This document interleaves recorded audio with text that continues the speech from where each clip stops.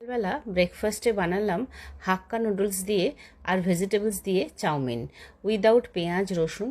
দেখো, প্রথমে অল্প কড়ায় তেল দিয়ে আলু আর গাজরটা দিয়ে দিলাম, একটু নাড়াচাড়া করে ওপর থেকে একটু নুন দিয়ে দিলাম যাতে জল কেটে যায়, নিজেরা ওদের সবজির জলেই সেদ্ধ হয়ে যায়।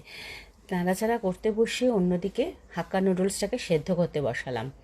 সে ওদিকে দুটোই দুদিকে হচ্ছে, দিয়ে হাক্কা নুডলসটা সেদ্ধ হয়ে যাওয়ার পরে জলটা ঝরিয়ে নিলাম, আর একটু শুকনো লঙ্কা কাঁচি দিয়ে কেটে নিলাম, আর ওপর থেকে দিয়ে দিলাম কুঁদরু।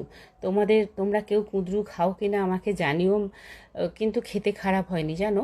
আর খানিকটা ক্যাবেজ কাটা ছিল, ওইটাকে জাস্ট ব্লাঞ্চ করে নিলাম, গরম জলে দিয়েই ওপর থেকে তুলে নিলাম। নিয়ে ওইটা না ওই হাক্কা নুডলসের সাথে মিশিয়ে দেব, খেতে বেশ ভালো লাগবে, অল্প একটু ক্রাঞ্চি ভাবও থাকবে।